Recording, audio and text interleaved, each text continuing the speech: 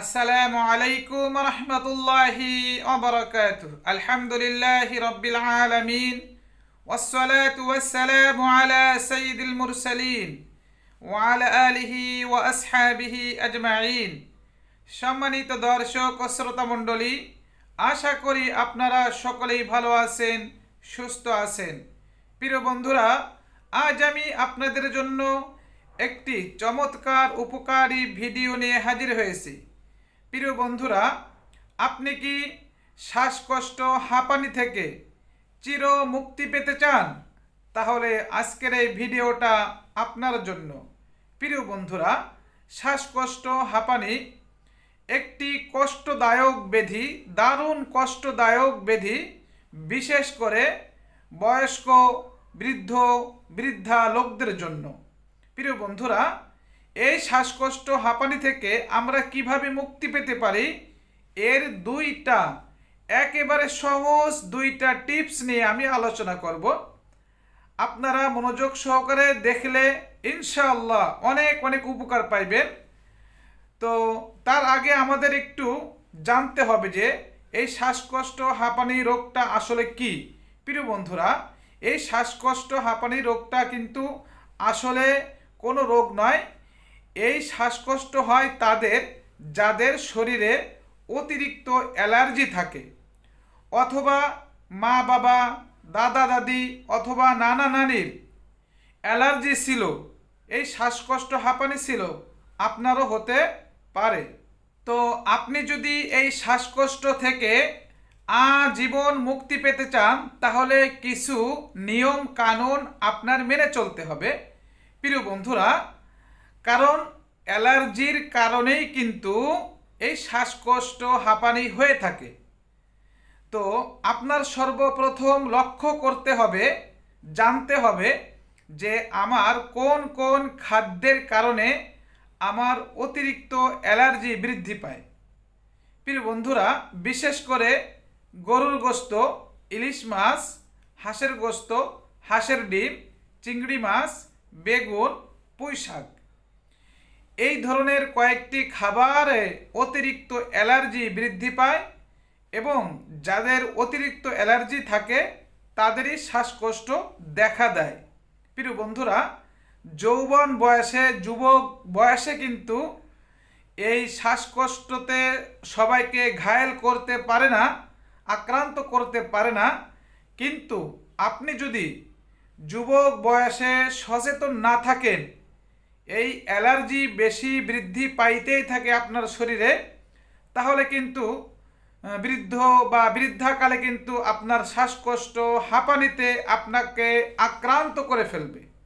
প্রিয় বন্ধুরা, তো সময় থাকতে আপনি একটু যদি বেছে চলতে পারেন, খাবার দাবার বেছে খাইতে পারেন, তাহলে আপনি অ্যালার্জি থেকেও মুক্তি পাইবেন এবং শ্বাসকষ্ট হাঁপানি আপনার জীবনে কোনো দিনই হইবে না।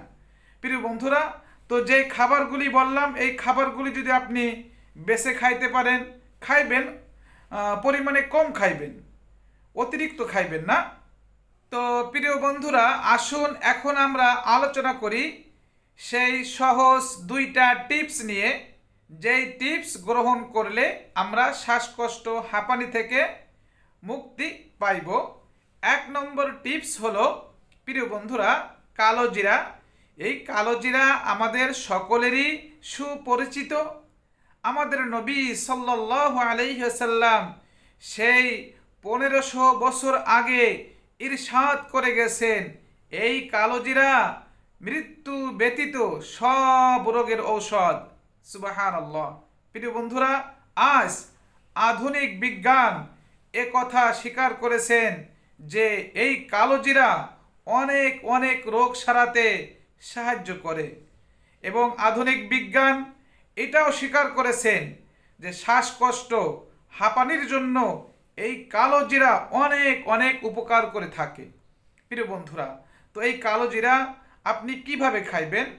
এই কালো জিরা খাওয়ার সঠিক নিয়ম হলো, শ্বাসকষ্ট হাঁপানির জন্য প্রিয় বন্ধুরা, প্রতিদিন সকালবেলা ঘুম থেকে উঠে খালি পেটে সর্বপ্রথম 1 চামচ মধুর সাথে 1 চিমটি কালো জিরা হাতের তালুতে নিয়ে ভালো করে মিক্সার করে আপনি এভাবে জিহ্বা দিয়ে চেটে চেটে খেয়ে ফেলুন এবং কালো জিরা ভালো করে চিবিয়ে খাইবেন। এবং রাতেও আপনারা ওই নিয়মে খাওয়ার আগে কালো জিরা মধু খাইবেন। ইনশাআল্লাহ এভাবে আপনি 1 থেকে 3 মাস সেবন করতে থাকুন ধারাবাহিকভাবে। আপনি অনেক, শুধু হাঁপানি রোগ না, অনেক অনেক রোগ থেকে মুক্তি পাইবেন। প্রিয় বন্ধুরা, 2 নম্বর টিপস হলো, আমরা সকলে জানি অর্জুন গাছ, আমরা রাস্তার ধারে বাড়ির পাশে এই অর্জুন গাছ লাগিয়ে থাকি, কিন্তু আমরা একটা জিনিস দেখতে পাই যে এই অর্জুন গাছের গায়ে কোনো ছাল থাকে না। মানুষের চিমটায়া চিমটায়া এই অর্জুন গাছের ছাল কেন নিয়ে যায়? এত গুণ, বহু গুণে গুণান্বিত এই অর্জুন গাছের ছাল। প্রিয় বন্ধুরা, এই অর্জুন গাছের ছাল আপনারা প্রথমে উঠাইবেন, কুচি কুচি করে কাটবেন, রোদে শুকাইবেন, ভালো করে শুকানোর পরে মিহি পাউডার করবেন। পাউডার করার পরে প্রতিদিন সকালবেলা 1 চামচ মধুর সাথে হাফ চামচ অর্জুন গাছের ছালের পাউডার মিক্সার করুন, চাটনির মতো চেটে চেটে খেয়ে ফেলুন, সকালে খাওয়ার আগে, রাতে খাওয়ার আগে। প্রিয় বন্ধুরা, আপনার শ্বাসকষ্ট, হাঁপানি দ্রুত পালিয়ে যাবে। প্রিয় বন্ধুরা, নিয়মিত কয়েক সপ্তাহ এই অর্জুন গাছের ছাল ও খাঁটি মধু খেয়ে দেখুন, আপনার হার্ট অনেক অনেক শক্তিশালী হয়ে যাবে। আপনার হাড়ের সমস্যা থাকলেও আপনি এই হাড়ের সমস্যা থেকে মুক্তি পাইবেন। যদি আপনার বুক ধড়ফড় করে, সামান্য কাজ করলে আপনি হাঁপিয়ে যান, সেটাও আপনার ভালো হয়ে যাবে। প্রিয় বন্ধুরা, আপনারা সুস্থ থাকুন, ভালো থাকুন। আজ এই পর্যন্তই। আসসালামু আলাইকুম ওয়া রাহমাতুল্লাহি ওয়া বারাকাতুহু।